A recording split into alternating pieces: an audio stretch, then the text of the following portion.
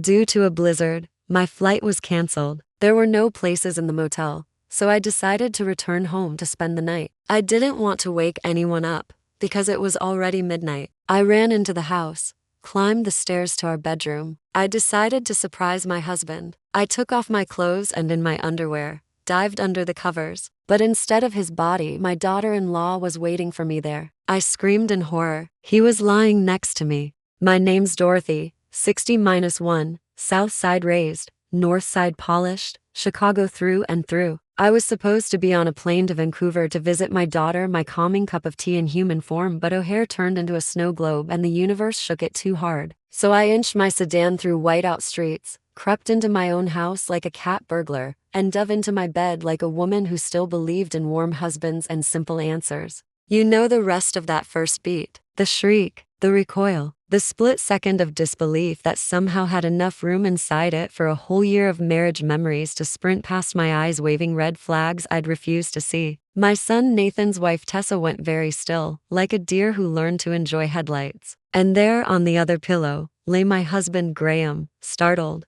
mouth half open, pajama drawstring untied like his conscience. I couldn't speak. I couldn't even breathe properly. It was that dream where you try to scream but your throat is full of cement, only it wasn't a dream. I grabbed the duvet, yanked it to my chin, and scrambled out of my own bed like it had teeth. My knees hit the hardwood so hard I saw sparks behind my eyes. Then muscle memory took over. I reached for my robe hanging on the bedpost, missed it, grabbed my coat off the chair instead, and tumbled into it, half sleeve, half panic. I ran, first to the garage, where the cold slapped me awake. The scent of motor oil and summer's garden tools hit like a familiar hand on my shoulder. I stood there gulping air and stupidly looking for answers in the snow-crusted windshield of Graham's car. Then I remembered my handbag, my phone, my wallet, the passports I'd tucked into the hall drawer for the trip to Canada. I stormed back inside, vision tunneled, heart beating a drumline. They'd had time to scramble into decency. Graham in the navy flannel pajamas I bought him last Christmas. Tessa in a short silk peignoir that made me want to claw silk off the word itself. They were in the kitchen like a midnight sitcom, guilty and glossy under the pendant lights.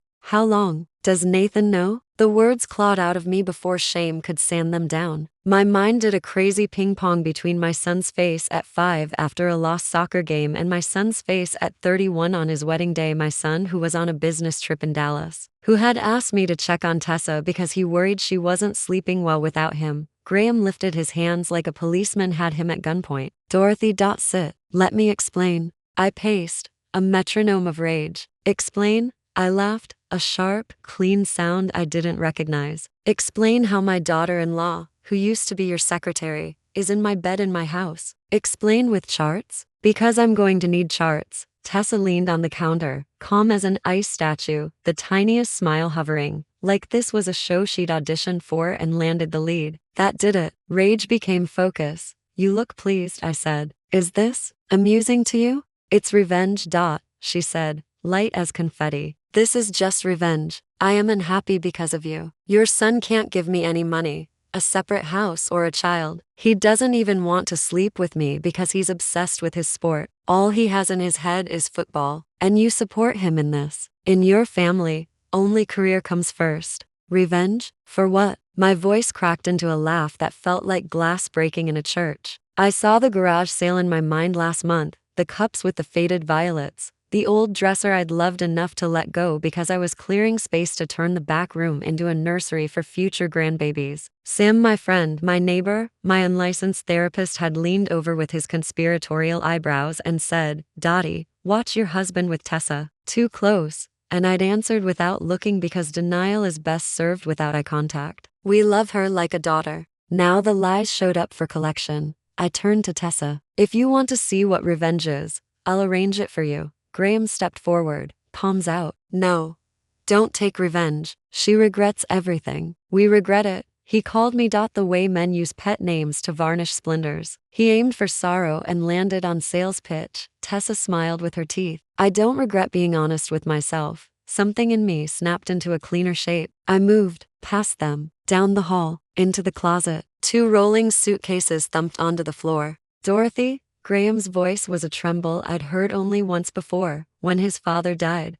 I unzipped, yanked hangers. His shirts, the ones I ironed while watching crime shows where the wife always learns too late. His jeans, his cufflinks, the expensive cologne he bought after he hired Tessa, the one that smelled like an advertisement for men who run from responsibility at high speed. Then I rolled into the guest room, Nathan and Tessa's room, when they stayed, a room that suddenly smelled like a stranger's perfume. I opened Tessa's drawer, because of course she had one, and filled a bag, satin nightwear, a toothbrush that was not a guest toothbrush, a stack of mail I didn't know she'd been receiving here. I hauled the brimming suitcases back to the living room. They wheeled beautifully. I'd chosen them for durability. Turns out they were also excellent for evictions. Both of you, I said, hands on handles, shoulders squared the way my Aunt May taught me when small men tried to take up big space on the bus. Get out of my house. Graham blinked, the first sign he understood the weather had changed. Dorothy, be reasonable. It's the middle of the night, mhum. I nodded toward the window where snow fell like quiet applause. Better pack warm then. Tessa's smile curdled. You can't be serious. Oh, I am. I have never been more serious than I am tonight, and I was very serious the night I co-signed your graduate loan and the afternoon I got you a job at Carla's real estate agency with one phone call. I never asked, no, I said, stepping closer. You never had to, she shrugged, as if I'd brought a casserole she didn't want. Well, thank you for everything, truly, but I'm done being grateful. Something dark and clean rose in me. The grief stepped back to make room for it. Graham reached for my elbow. Dorothy, please. We need to talk to Nathan first. We will, I said. And we will tell him the truth. You can rehearse your lines on the curb. He looked wounded, which would have worked on me yesterday. But I had a new weather system now. I dragged the suitcases to the door and opened it to the blizzard. The wind shoved its way inside, wild and welcome. He tried again. You're upset. I am not upset, I said, suddenly calm. I am awake. They didn't move. I did. I wheeled the bags out onto the porch, snow piling on leather handles, and I set them there like offerings to a cleaner future. Then I turned back and did one last thing. I opened the hall drawer, took out the passports, my wallet, my emergency cash, and a small, flat metal object wrapped in tissue, my father's old union badge. I slid it into my coat pocket like a medal. Tessa glanced at Graham, then at the bags, then at me. You can't do this. I tilted my head. Watch me. We stood there, the three of us, listening to the house breathe. The grandfather clock in the dining room chimed one. Somewhere in the pipes, old radiators hissed like honest snakes. I thought of the garage sale and Sam's hand warm on the back of mine when I priced the rocker to low and he said, soft, don't underrate what carried you. Tell me this, I said finally, voice low. How long? Graham swallowed. A few months, he whispered. Tessa rolled her eyes. Almost a year. Does Nathan know? They both answered, no. I closed my eyes. Relief and fresh horror are surprisingly similar. My son might be spared this particular knife to the gut, at least he hadn't been complicit. Or maybe he'd been absent so long the knife would slide in without resistance. Here's how this is going to go, I said, lifting my chin. You will leave. You will not return while I am in this house. Tomorrow, well, later today I will speak to Nathan. I will also call Carla at the agency and inform her that Monday morning she should review her HR policy regarding relationships with clients' spouses. Oh, and Graham. He flinched. Yes, fire your secretary. Tessa laughed then, an ugly little blossom. He can't fire me twice. The words hit like slush. Of course. I remembered the day she left the firm to focus on licensing exams, how Graham had brought home cupcakes to celebrate her next chapter. I had clapped politely while something ancient in me scratched at the door. I gestured to the porch. Out. They hesitated. I didn't. I stepped forward and grabbed Tessa's hair, not hard, not cruel, just enough to remind her that I had held her when she cried over an exam, that these hands had braided my daughter's hair for school picture day, that for months they had paid another woman's debt in kindness and cash. How could you? The words came out low, steady. I accepted you as a daughter. I helped you close your loan. I got you a job, and you repaid me with my husband. She jerked free and smoothed her peignoir, still smiling. You made me feel small. Now you feel it. Graham moved like the last slow cow on a frozen road. He gathered coats, shoes. They stepped into the white roar. The door shut behind them with a click that sounded a lot like a new lock sliding into place. I stood alone in the foyer, my breath finally catching up. The house looked the same, but felt rearranged in its atoms. I picked up my phone with fingers that didn't shake. First call. Sam. He answered on the second ring, voice thick with sleep and wonder. Dottie, you okay? I'm spectacular, I said. You were right. A beat. Do I need to come over? No, well, bring your old camera, the Nikon, and the spare motion sensor you used when raccoons kept stealing your tomatoes. On my way. I hung up and moved through the house like a woman reading a map she didn't know she'd drawn. Bedroom fresh sheets later. Guest room search. Catalog. Kitchen wipe counters until they squeaked. A ritual. Not for cleanliness but for sovereignty. Then the office. Graham's fortress of expense reports and fishing magazines. I opened drawers with purpose. Not to find love letters. I didn't need more reasons to burn the world. I was looking for leverage. It took less than 5 minutes. Isn't that always the way with secrets? They're not hidden in labyrinths, they're in the second file folder, under the respectable label. Retirement Auxiliary. Inside, statements from an online brokerage I didn't know he used. Transfers small, frequent, a breadcrumb trail into a little nest he'd feathered under a fake email named after the high school mascot. He had rewritten our marriage into footnotes. The back room, the one I'd cleared for a nursery, caught my eye as I passed. The crib I'd bookmarked and never bought shimmered like smoke. I stepped inside and leaned my head against the bare wall. I thought of my daughter across the border, of how she would hear this and fly to me if planes could slice blizzards. I sent her a text anyway. Snowden, safe. Call you in the morning. I love you more than the lake loves wind. Then I wrote to Nathan. Call me when you land. We need to talk. I didn't add anything. Let words carry their own weight. By the time Sam arrived, the house was bright with that odd, humming clarity heartbreak sometimes brings, like the air after lightning. He stamped in, snow haloing his knit cap, Nikon around his neck, motion sensor in hand, thermos tucked under his arm like a prize turkey. You look like a woman about to run a campaign, he said, eyes flicking to the suitcases gone from the foyer. The damp footprints leading away. I'm about to run a lesson, I said, taking the thermos. Coffee? Whiskey, he said, unscrewing the cap. But coffee too. We installed the motion sensor above the back door and aimed his old camera through the thin crack of the blind toward the driveway. Then we sat at the kitchen table, our elbows on wood that had heard every family story and now would learn a new dialect. Tell me your plan, Sam said. I don't have one, I said, and smiled. I have 3. He grinned into his cup. Now that's my girl. I laid them out like cards from my mother's old deck. One for the heart,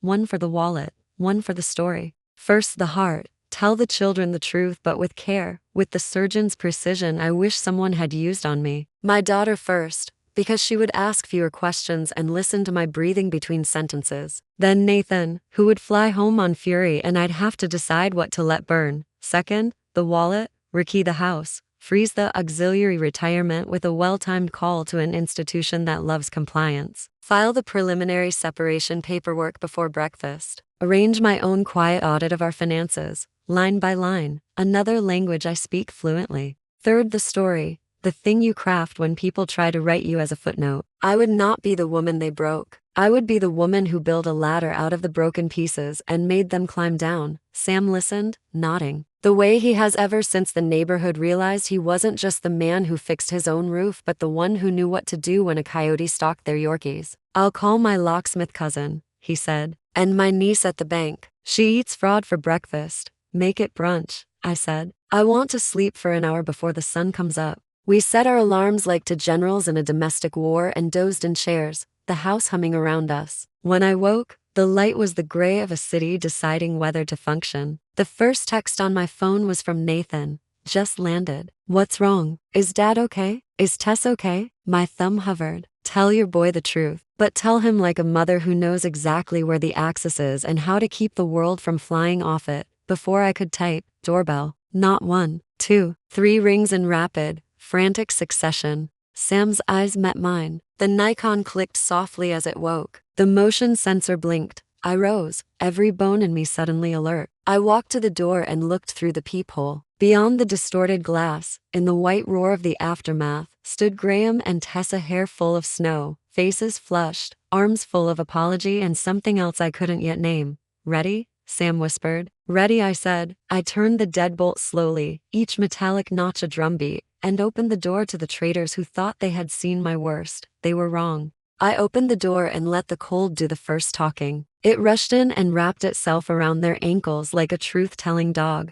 Tessa shivered in her peignoir under a hastily buttoned coat, mascara smudged into smoky half-moons that might have been glamorous at a party and looked like poor decisions at my threshold. Graham had on his boots without socks and enough to add to the list, and the pajama bottoms I'd bought him were tucked into them like a Boy Scout uniform gone wrong. He carried 2 suitcases I'd already carried for him. That detail pleased me like symmetry pleases mathematicians. Dorothy, he started, trying for contrite patriarch and landing squarely on damp spaniel. Please, let us come in and… You can come in for 5 minutes, I said, stepping aside, to return the house key and your last intact illusions. Then you can go directly to a hotel and sit with your shame until noon. After that, my lawyer will enjoy your company more than I do. I don't have shame, Tessa said, chin up. She pushed past, shedding snow like confetti from a parade that got cancelled after the first block. I have honesty. Funny, I said, shutting the door. I ordered honesty last year. It never shipped.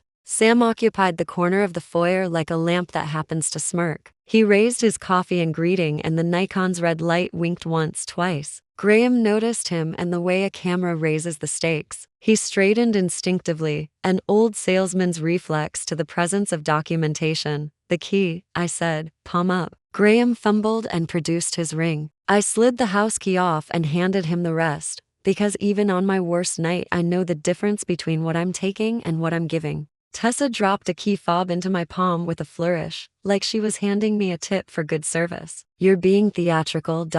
I'm being thorough, I said. The theater starts at noon. They both looked at Sam, then at each other. I could see the thought passing between them like a baton. She's bluffing. People confuse quiet with bluffing. I am quiet in the way lightning is quiet. Graham tried again. We made a mistake, he said. It started small. We didn't mean to hurt you.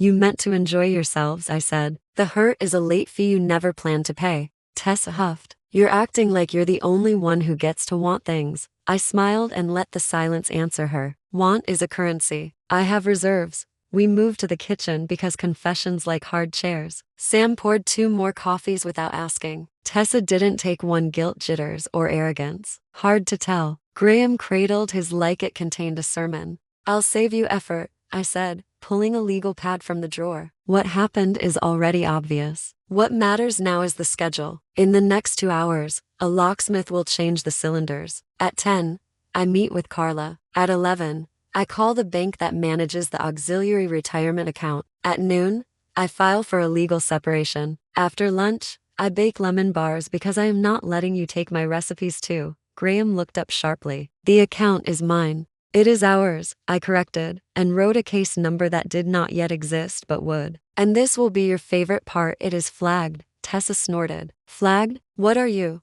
The post office. I'm a woman who reads things, I said. Statements, timing, pattern. I noticed the sudden affection for small withdrawals that coincided with the secretary's licensing exams, and the way those withdrawals increased after you left the firm to focus on, what did we call it? Next chapter. The flag is a courtesy. The freeze is a law. Graham closed his eyes like he was swallowing a pill with no water. He had never liked the parts of me that required water. Tessa leaned back, crossed her legs, and smiled that little smile again. You think you can control everything because you label your spice jars. News flash. Comin' is still comin' when you're alone with it.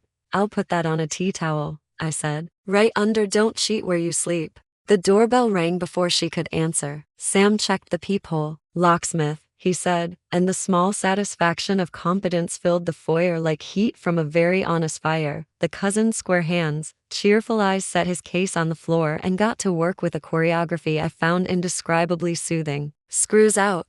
New guts in. A home is a concept until you hear hardware catching clean. Tessa watched, amused. You think a new lock means this is your house again? No, I said. I know it is my house. The lock is just how we help reality remember. My phone buzzed my daughter, a little sunrise on the screen. Hi Ma, she said when I answered. You texted in the middle of the night. Is everything sweetheart? I said, turning away, stepping into the hall so she wouldn't have to hear their breath. There's been a shift. I'm okay, I promise. I'll tell you everything after your first coffee. Her voice, warm and steady. Is Dad sick? No, I said. He's very healthy. He's taking a brisk walk out of my life. How's the weather, baby? Rain, she said. The kind that sticks to your glasses. We spoke soft things what she had for dinner, the student she tutored in statistics who finally understood variance, the way the Vancouver sky wears gray like a favorite sweater. I did not tell her about the silk peignoir. I did not use the word naked. There are some words I reserve for later, when the heart has put on armor. When I hung up,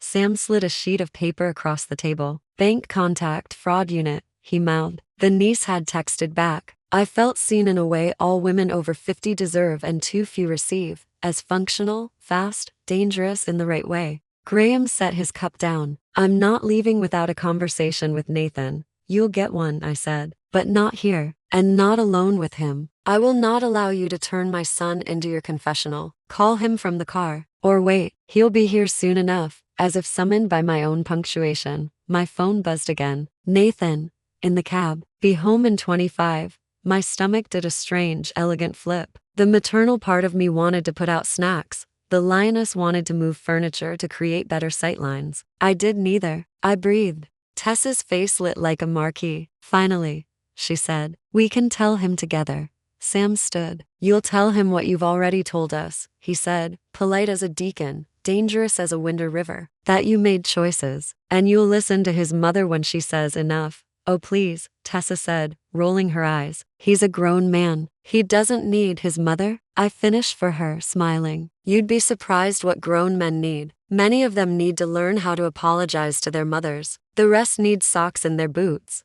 The locksmith finished with a click that sounded like a judge tapping a bench. Front, back, and garage, he said. New keys. Do you want a code on the garage keypad? Yes, I said. Today's date times 2. He laughed, then saw my face and stopped. You got it. Graham tried one last time. Dorothy, I corrected, turning to him. You don't get the nickname anymore. That was a membership privilege. Tessa stood and slung her bag over her shoulder, as if the conversation bored her. I'm going to shower and change, she announced. You're not, I said, and put my body between her and the hallway. You are going to the same hotel as your lover, and you are going to think very, very carefully about the next words you say in front of my son. She froze. Something fox-like in her eyes took a step back. For the first time she looked at me as if I were taller than yesterday. They left in a blur of flared tempers and cold air. The camera took them in 2 figures on a white lawn, small against the city's wide quiet. I shut the door and pressed my forehead to the wood. Sam put his hand between my shoulder blades. It felt like a blessing, or maybe like a push. Vague, he said lightly. You always think better with flour on your hands. I laughed, passed him the apron, and let my kitchen work its old magic. Butter, sugar, eggs, lemon zest that sparked against the grater and woke the air from grief. We moved like an old duo, him washing, me measuring, both of us stealing glances at the clock. When the buzzer beeped, the smell of lemon lifted something inside me to the window, where the morning had decided to be beautiful in spite of itself. We set the pan on the sill to cool like our grandmothers taught us, because some instructions are better than commandments. I cut a square and took a bite. Sweet tart, firm in the middle, proof that a good recipe will not betray you. My phone lit again. A text from Carla. Call me at 10. I have information. I looked at Sam. Think she'll fire Tessa? He shrugged. Think you'll need to ask? I won't, I said, scribbling a question onto my legal pad. Who hired Tessa after she left? Who wrote letters? Whose signature? I had a feeling the ink would smell like Graham. The garage camera pinged once, a car creeping into the driveway. Nathan's. I wiped my hands on a towel and practiced breathing like a nurse taught me once in a hallway when my mother forgot my name. In through the nose, out through the mouth. Name the fear, then the truth. Fear. I will break my son with my words. Truth. He deserves not to live inside a lie built by other people's appetites. Sam faded to the dining room, a quiet witness. I opened the door before Nathan could ring because I wanted the first thing he felt to be his mother's decisiveness, not an unanswered bell. He stood there with his carry-on and that stubborn cowlick he never learned to charm. 31, stubble, still my boy across the eyes. He saw my face and dropped the bag. Ma, he said, stepping in. What happened? I took his hands. They were cold from the cab. Come sit, I said. I've got coffee. And lemon bars? In the morning? He tried to smile. You're spoiling me, Not nearly enough, I said, and led him to the table where the legal pad waited like a third-place setting. I told him, not all at once. I unfurled it like a flag at half-mast. I started with the blizzard, because that part had no blame attached. Then the house, the bed, the peignoir, my voice steady enough to trust. I did not name their bodies. I named their choices. He sat very still. His jaw worked. Twice he tried to speak and failed. On the third try, he laughed a small, bewildered sound. Dad, he said, staring at the table as if it might explain his father to him. Of course he would. Of course? I asked, gentler than I felt. Nathan looked up then with eyes I didn't recognize, eyes without shock in them. Just fatigue, old and dry. I should have told you, he said. I should have told you a year ago when this all started to tangle. Tell me what? My voice, despite my best efforts, tightened. He set his elbows on the table and laced his fingers the way he does when he's about to admit something that will change the room. I don't care, he said quietly. About her, about the marriage. I never did. Dad talked me into it, said it would be good optics, said stability would help with the promotion. I tried, I really did, but I don't love her. I never did. I felt the floor shift, a new fault line yawning exactly where I'd been standing. My first impulse was maternal, how dare anyone advise my son to marry for optics. My second was surgical, how quickly can I excise the rot before it infects the next decade. Nathan kept going, the words coming easier now, like a winter stream finding its course. I've been seeing someone else, he said, for a while. I know that makes me a hypocrite. Maybe I am, but I've been trying to get out of this without, I don't know, setting off fireworks. Sam sucked a breath softly in the other room, then stilled. I put my hand on my son's wrist, felt the pulse of a boy who once hid behind my legs when the vacuum cleaner roared. Who? I asked, not because I wanted gossip, but because names are handholds. She's not the point, he said. The point is I'm not surprised at Tess. I'm only surprised you found out like that. Like that, I echoed, as if the manor were a sideshow next to the main tent. Maybe it was. Maybe the main event was the way the men in my house had been building a narrative without me, and when they forgot to lock the door, the truth walked in wearing my coat. The front door rattled then. A knock, and another. Impatient.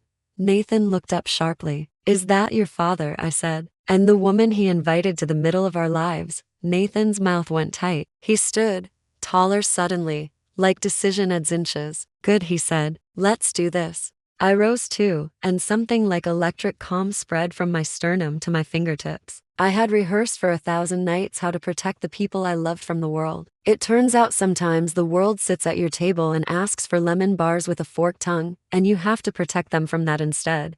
I reached for the knob and paused, hand on the new, clean, honest lock. For one beat, I let myself feel the weight of what would be said and unsaid, who would cry and who would pretend tears, what would be broken so something better could be built. Then I turned it, opened the door wide, and let them into my weather. Morning, I said, stepping back so the camera could see them all. Welcome to the truth. They filed in like characters who'd forgotten which act they were in. Graham first, face puffy from a sleepless night, hair sticking up like he'd fought windmills instead of consequences. Tessa followed, wrapped in that beige coat that always made her look like an expensive secret. Nathan's voice hit before my heartbeat could recover. So it's true. 3 words, low and solid, falling between them like a dropped brick. Graham exhaled. Nathan, no, my son said. Don't talk yet. He didn't raise his voice. He didn't have to. I've seen him command a locker room full of overgrown boys with that same tone, the one that says he already knows the truth and he's giving you exactly one chance to tell it yourself.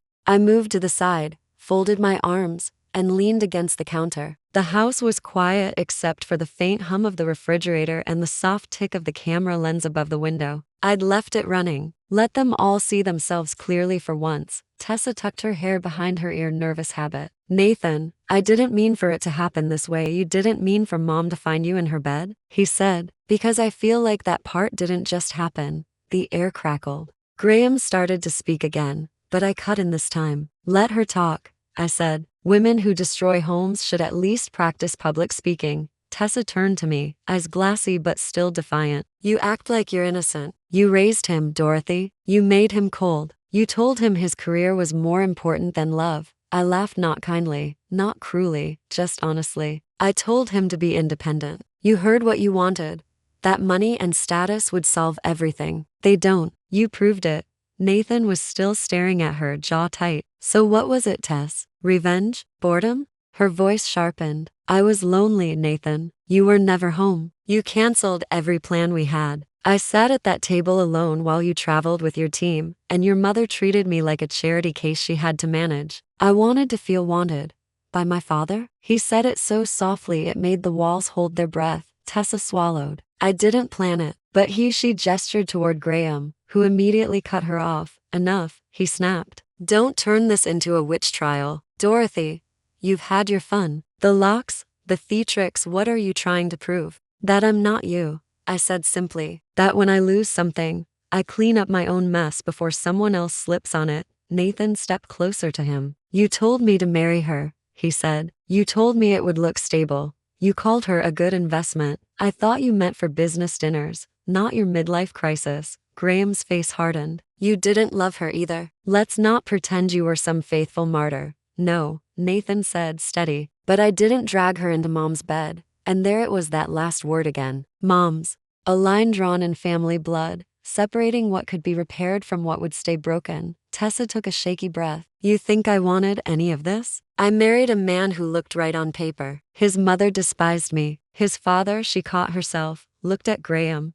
then back at Nathan. His father made me feel like I existed. That's all. Sam appeared in the doorway, coffee mug in hand, voice soft but carrying. Existing and behaving are two different hobbies, sweetheart. Tessa turned sharply. Who even are you? I'm the neighbor, Sam said, smiling, and the witness, and the man who'll help your lawyer figure out the difference between self-respect and trespassing. Graham glared at him. Stay out of this. Oh, I'm not in it, Sam said, leaning against the doorframe. But I do enjoy good theater. Nathan rubbed his forehead. I can't do this right now, he muttered. I can't look at either of you. Then don't, I said. Look at me instead. He did. And what I saw in his face wasn't anger anymore, it was relief. The kind that comes when the monster under the bed finally steps into the light and stops pretending to be furniture. I'm done, he said. With her, with him. I'll call a lawyer too. Get the papers moving. I'm not letting either of them play house with my name attached. Graham frowned. You ruin your reputation. Nathan's laugh was sharp. You ruined it for me. Then he turned to me, softer. Mom, I've got someone else. Someone who actually listens. I didn't tell you because I didn't want to hurt anyone, but I lifted a hand. Stop apologizing for being happy, Nathan. You're allowed. Just don't lie about it next time. He nodded, eyes glassy but proud. Yeah. The silence that followed was enormous. Even the snow outside seemed to pause midair. Then Tessa's phone buzzed. She flinched, grabbed it, glanced at the screen and froze. What? Graham asked. She stared at me. You froze my accounts. I smiled. Our accounts. The joint one, and the one your lover forgot to hide under auxiliary retirement. You'll find it's currently inaccessible until Monday. You can thank Sam's niece. Graham's color drained. You can't, I can, I said. And I did. Tessa's lips trembled. You're insane. Maybe, I said, shrugging. But I'm solvent. Sam snorted into his mug. Best line I've heard all winter. Nathan let out a breath that was almost a laugh. Mom, you really set traps for them? Of course, I said. You don't grow up in Chicago without learning how to survive a snowstorm or a scandal. Both require salt and timing. Graham shook his head, voice dropping low. You've changed. No, I said. I just stopped pretending I hadn't noticed what I was married to. For a moment, none of them spoke. Then Tessa whispered, You regret this? Doubtful, I said. But you might, in about 10 minutes when the camera footage uploads to my cloud. Insurance, darling. It's not revenge, it's record keeping. Nathan exhaled. Mom, you're incredible.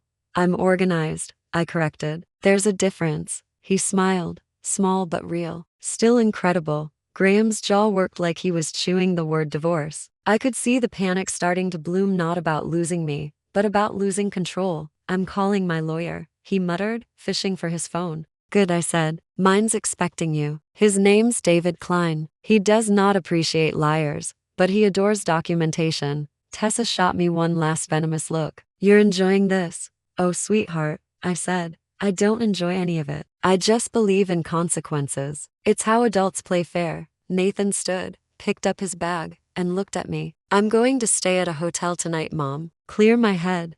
Good, I said. Take the one downtown by the lake. They serve real coffee. He bent down, kissed my forehead. You gonna be okay? I was okay before any of you existed, I said lightly. I'll manage now. When the door closed behind him, the silence felt clean. The kind of quiet you get after the storm passes but before the snow melts. Tessa shifted, arms folded tight. You think you've won?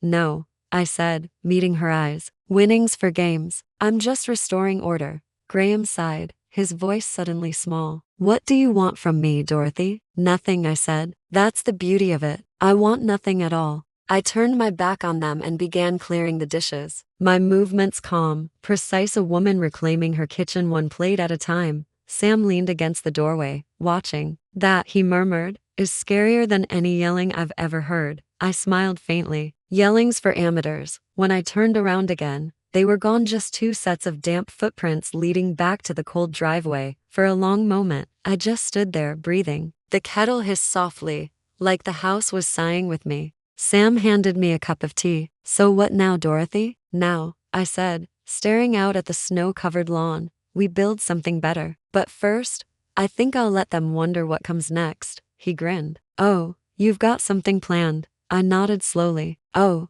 I do. They wanted revenge? I'll show them what poetic looks like. I raised my cup in a mock toast to the window's reflection, to the woman standing there, hair wild, eyes fierce, tea steaming like resolve. To fresh starts, I said. Sam clinked his mug against mine. And proper endings, exactly. Because endings, I decided right then, are just the start of your best chapters, and I wasn't done writing mine yet. By the next morning, the snow had turned to a slushy gray crust that made the city look like it had been dusted with regret. I brewed my coffee strong enough to walk on and sat by the window, watching the neighborhood stir awake, plows scraping, dogs bounding, neighbors pretending not to notice. My house had become the scene of an overnight opera. Chicago mornings are merciless that way, to honest, to loud. You can't hide heartbreak when the garbage trucks are out. Sam knocked at 8 sharp, carrying bagels and gossip. Morning, vengeance incarnate, he said. Morning, accomplice, I answered. Everything in motion? Locks changed, accounts frozen, lawyer briefed, and my niece says your husband tried calling the bank twice already. Persistent man, I said, sipping. Shame he's never been persistent about fidelity. Sam smirked. What's the next act? Something elegant, I said. Something educational. I'd been up half the night, turning the words revenge and justice over like stones in my palm. Revenge felt sharp and exhausting. Justice? Slower, cleaner. So I decided on both, a double-edged plan wrapped in civility. The first part was easy. Graham had always been the type to confuse reputation with identity. So I would give him the one thing he valued most. Attention, just not the flattering kind. Carla called right on schedule. Dorothy, dear, she said in that cautious tone of women who've just discovered a grenade on their desk. I had no idea what was going on with your husband and with Tessa. Few people do until it's too late, I said. Well, consider it handled. She won't be returning to the agency. I've already pulled her listings and flagged her profile. Discretion is key, of course, but let's just say no one here will be asking her to host an open house anytime soon. Perfect, I said, smiling into my cup. And Graham, I imagine the professional circles will hear soon enough. You know how this town is, word travels faster than a Cubs rumor.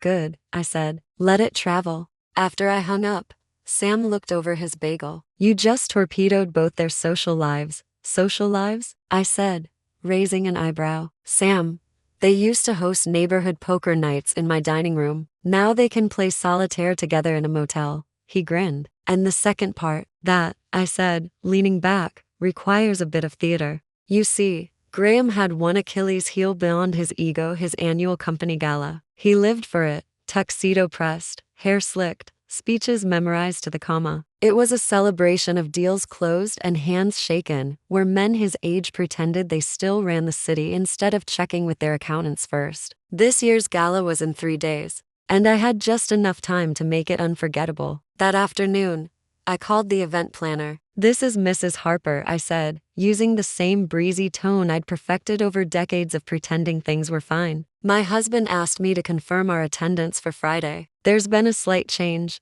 Oh, of course, Mrs. Harper. Should I note it under Mr. and Mrs. or just Mrs.? I said. And a +1. The pause was delicious. Of course. Name? Samuel Leonard. Sam nearly dropped his coffee when I hung up. You're bringing me? You're tall, charming, and wear a suit better than most politicians, I said. You'll do fine. He laughed. You're making your grand entrance? Oh no, I said, smiling. I'm making his grand exit. The next few days passed in a quiet blur of precision. I met with my lawyer, filed the official separation papers, and made sure every account had my name securely on it. I also, with Sam's help, listed the garage sale furniture online. Every item Graham had ever called junk, each one sold within hours. Turns out my junk has market value, I said. Sam chuckled. So do you, Dottie. Just don't undersell. Thursday night, I took a long bath, painted my nails a deep red, and looked at myself in the mirror for the first time without pity. My face wasn't young anymore,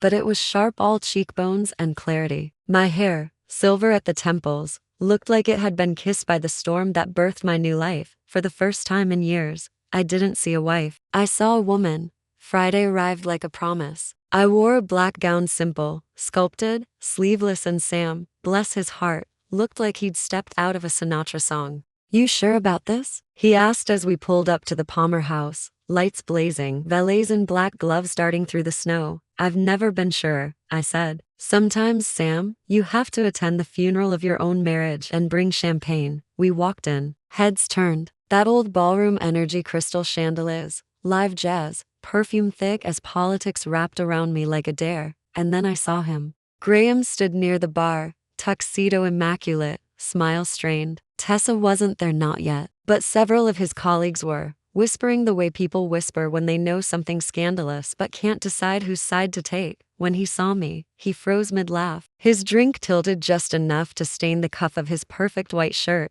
Dorothy, he said when I approached, voice low and desperate. What are you doing here? Enjoying the party, I said sweetly. Don't worry, I arvped. He looked at Sam, then back at me. With him? Yes. I figured if I have to attend one more evening full of egos and empty promises, I should at least bring good company. The man standing beside Graham, his boss, a thick-jawed fellow named Raymond, chuckled. Good for you, Dorothy. Haven't seen you in years.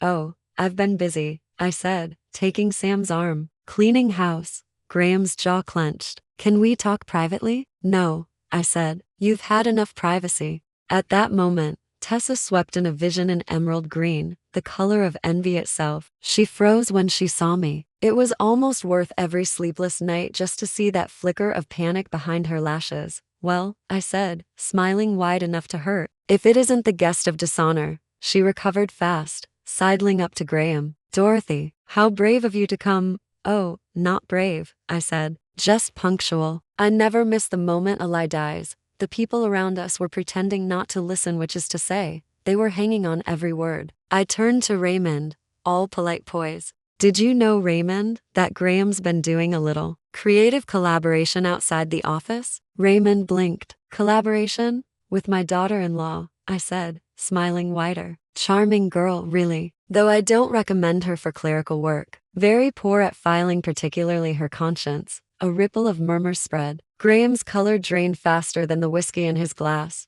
Dorothy, he hissed. This isn't the place. Oh, I think it's exactly the place, I said, lowering my voice but not my smile. You've always loved an audience. And then, because I'm my mother's daughter and believe in grand finales, I pulled out a neatly folded envelope from my clutch and handed it to him. Your copy, I said. Separation papers. Filed this morning. Congratulations, you're officially free to destroy someone else's life. Gasps, real, audible ones. The jazz band hesitated on a note. Even Tessa, who'd been practicing her defiance all week, looked like she might faint. Sam, bless him, raised his glass. To clean breaks, he said cheerfully. And the crowd, bless them, toasted along because nothing entertains like scandal someone else has to live through. We left before dessert. Outside, the snow had started again, soft and slow. The streetlights painted halos on the pavement. Feel better? Sam asked as he opened the car door for me. I exhaled, watching the white swirl around us. I don't know if I feel better, I said, but I feel done.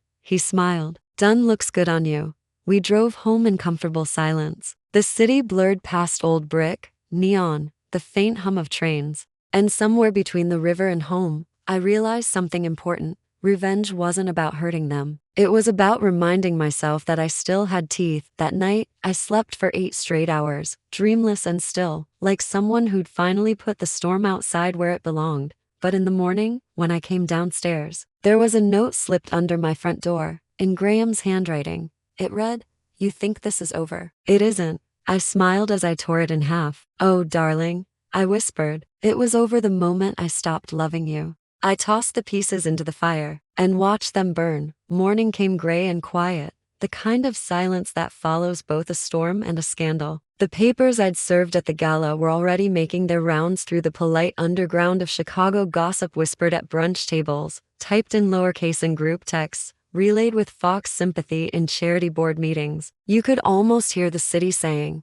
"Did you hear about Graham Harper? Good. Let them hear. Let him taste what public accountability feels like." Sam arrived at my door with 2 coffees and an expression that was equal parts satisfaction and caution. "You made page 3, he said, dropping the Tribune on the table. "Local section or society?" I asked, taking the cup. "Society," he grinned. "Right next to the write-up about the fundraiser you torpedoed. They called it an unexpected moment of domestic candor." I laughed so hard coffee nearly came out of my nose. Domestic candor. That's what they're calling it now. "Well, you did tell the truth," he said. "You just told it with a spotlight." "Spotlight's cleaner than secrecy," I said, setting the cup down. "Sunlight disinfects." But beneath the laughter, I felt something else, that calm after the volcano, where the air still tastes like smoke and freedom. I wasn't done though. Not yet.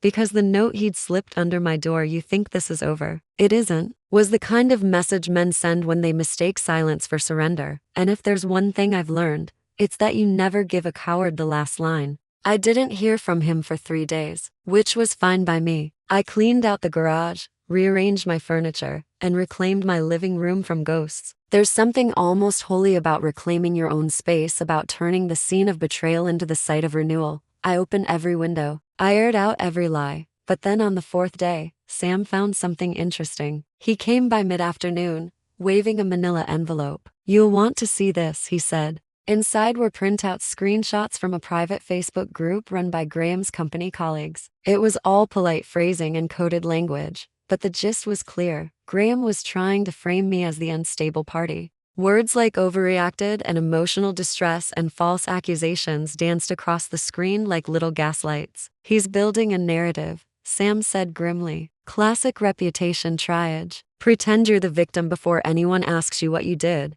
I leaned back, reading each line, feeling the slow, cool burn of realization. He wants to protect his image. Fine, let him. Sam frowned. "You sound awfully calm for a woman being called crazy." "Because," I said, "I've got the truth. And nothing drives men like Graham more insane than a woman who refuses to hide it." That night, I went digging. Every email, every statement, every old calendar entry. I built a timeline of deceit so precise it could have been a legal exhibit, because that's exactly what it was going to be. Turns out, Graham had been using my name on several joint business expenses, dinners, travel reimbursements. The kind of charges that look innocent until you realize the second ticket or meal wasn't for a client but for Tessa. I printed every receipt, every date, every business hotel booking. By the time I was done, I had an inch-thick binder labeled Facts. And in the back of that binder, I tucked one photo. The one Sam's camera had caught the morning after Graham and Tessa standing on my snowy porch, her in that ridiculous silk robe, him barefoot and shivering. A portrait of guilt in its natural habitat. I smiled as I closed it. Never underestimate a woman with a printer. The next morning, I called my lawyer, David Klein, the same one who'd laughed softly when I'd handed him the separation papers. "Dorothy," he said, "you're my favorite client this week. What's next?" "I want to make sure this divorce is airtight," I said. "No loopholes, no leverage, no false stories." "Understood," he said. "I'll set up a meeting with his counsel for Friday. We'll walk them through the facts." "And David?" "Yes. Bring your nicest pen. We're going to make this pretty." Friday came fast. I wore navy blue, calm, confident, unflinching. Graham showed up 10 minutes late, hair combed to perfectly, face stretched into that performance smile men use when they're terrified. Tessa wasn't with him this time, probably too busy scrubbing her name off social media. David did the introductions, then slid my binder across the table. Mrs. Harper has provided documentation regarding the financial and personal breaches of the marital contract, he said coolly. We'll let you review. Graham's lawyer, a younger man, probably thought gray hair was contagious, flipped it open, scanned the first few pages, and his eyebrows started to climb. By the fourth page, he looked at Graham with something between shock and pity. Jesus, he muttered. You didn't tell me she had proof. Graham shifted in his chair. Dorothy, Mrs. Harper, I corrected. He exhaled, rubbing his temples. Do you really want to drag this out? We can handle it quietly. You had quiet, I said. You used it to cheat. Sam, who'd insisted on driving me, was waiting in the lobby. When I came out, I felt light. Not happy exactly. Happiness is too cheap a word. It was something stronger, sovereign. You look like you just closed a case, he said. I did, I said. My own. That evening, as I sat with a glass of wine and a roaring fire, my phone buzzed. A text from an unknown number. It was Nathan. Mom, I heard about the gala. I'm proud of you. I smiled. You okay, sweetheart? Yeah, he wrote. Actually, better than okay. I told the woman I've been seeing that I'm free now. She told me she's been waiting for me to be honest. Her name's Claire. You'd like her. Then bring her to dinner, I typed. Real dinner. Not takeout. Sunday. You sure? Honey, I replied. This house could use some laughter again. Sunday came like spring sneaking into February. Claire was younger than I expected, late 20s maybe. Clear eyes, firm handshake. But she was kind. Not the fragile kind of kind, the sturdy kind. The kind that survives winter. Over roast chicken and mashed potatoes, she and Nathan told me how they'd met at a community fundraiser, how they'd both wanted to come clean months ago but didn't know how. I was afraid, Nathan admitted. Afraid of disappointing everyone. You disappoint people when you lie, I said softly. Not when you choose yourself. He smiled. Guess I got that from you. Damn right you did. Later that night, after they'd gone, I sat by the window again. Snow was falling, soft, slow, forgiving this time. Sam called, just to check in. How's dinner? Good, I said. Healing. You sound peaceful. I am, I said. You know, Sam, I used to think revenge was the end of the story, but it's not. Oh, he said. What is? It's the beginning, I said. The part where you stop reacting and start living again. He was quiet for a moment. Then he said softly, Dorothy, you've still got chapters left. Don't forget that. I won't, I said, looking out at the snow. And maybe, this time, I'll write them just for me. But before I could hang up, the doorbell rang. Hold on, I told him, walking toward it. Through the glass, I saw headlights pulling away and a small plain envelope on the mat. No address. No return name. Inside was a single sheet of paper. A check, large, obscene in its generosity, from Graham's account, and a note, for the years I stole from you. I stared at it for a long moment. Then I folded it, slid it into a drawer, and whispered, interest will do, because forgiveness, like interest, accrues only on your own time. I left the envelope in that drawer for 3 days. Every time I passed it, I felt it there like a ghost pressing its palm against the wood, asking to be noticed. But I didn't open it again. Some debts don't need to be cashed. They just need to be acknowledged. On the 4th morning, I took it out, slid the check into an old photo album, and tucked both into the back of my closet behind a box of Christmas ornaments. That was where I kept things I didn't hate anymore, but couldn't love yet either. I spent that day doing the most radical thing a woman can do after her world explodes. I lived quietly. I washed sheets. I cooked. I let the radio play old jazz and didn't think about who used to hum along beside me. By late afternoon, I realized something strange. The silence in my house no longer hurt. It felt earned. The next week, Nathan and Claire came for dinner again, this time with dessert. He looked lighter, freer. Claire fit into our little circle naturally, laughing at my stories, teasing Sam about his endless bad puns. At one point, she asked, So, Dorothy, what are you going to do now that all this, well, everything, is behind you? I looked at her, then at the table full of the people who hadn't betrayed me, and said, live loudly. The one thing betrayal teaches you is how precious your own noise is. They laughed, but I meant it. I'd already started mapping out the rest of my life in my head. Travel, maybe. I had friends in Portland, an old college roommate in Santa Fe. I could write, or paint, or finally start the little vintage resale shop I'd always dreamed of. The one I'd postponed for a man who thought dreams were impractical unless they paid dividends. Not anymore. A week later, I was at the farmer's market with Sam, picking through lemons for another batch of bars. when a voice called my name. I turned, and there he was. Graham. He looked older already. Guilt and ego will age a man faster than whiskey. His coat was too thin, his eyes tired, but there was something else there to humility, or maybe just exhaustion pretending to be it. Dorothy, he said softly, can we talk? Sam tensed beside me, but I laid a hand on his arm. It's fine, I said. Let's talk. We stepped aside, between the honey stand and a table of tulips. I got your check, I said before he could speak. He nodded. It's not enough. Nothing I give you will be. I just needed you to know I understand that now. I studied his face, the man I'd once loved, the one who'd shared my morning coffee for 30 years, the one who'd decided that comfort was worth more than character. I don't need your money, I said quietly. I never did. What I wanted was respect. And you're about 30 years late delivering it. He swallowed. I'm sorry. That name's retired, I said, but apology accepted. On layaway. A small, sad smile flickered. She's gone, he said. Tessa packed up and left town last week. Her parents wired her money to start fresh. Good, I said. She'll need all the fresh she can get. He hesitated. You really aren't coming back, are you? I met his eyes and let him see it, the stillness, the strength, the absence of longing. No, Graham. You can't rebuild a bridge when the river has already changed its course. He nodded slowly. You were always stronger than me.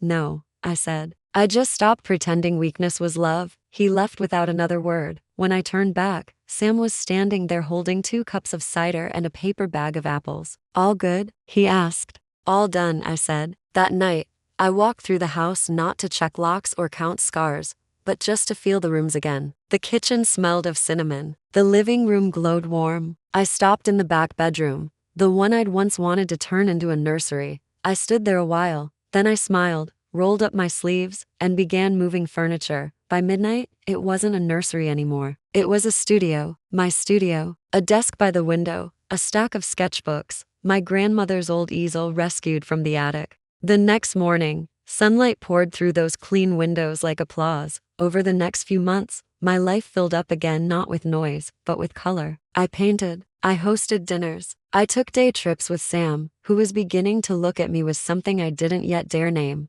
but didn't discourage either. Nathan and Claire got engaged that spring. They asked if they could host the wedding in my backyard. I said yes before they finished asking. On the day of the wedding, as the string quartet tuned up and guests milled around the garden, I stood by the mirror fastening the cameo brooch my mother left me. Sam came in wearing a linen suit and that grin that always seemed to know when I needed to laugh. You look beautiful, he said. I look free, I said. Same thing, he replied. He offered his arm. Shall we, Mrs. Harper? I shook my head with a smile. It's just Dorothy now. Mrs. Harper is somewhere in the archives. Outside, the garden glowed, white chairs lined neatly, peonies bowing under the June sun. Nathan stood waiting for his bride, nervous and beaming. I took my place beside him and squeezed his hand. You did good, kid, I whispered. He smiled. You too, Mom. When the ceremony began, I looked around at the faces, my daughter from Canada, tearful and radiant, friends and neighbors. Sam in the second row watching me like I was the story he'd waited to read. And for a moment, I thought about everything that had brought me here, the betrayal,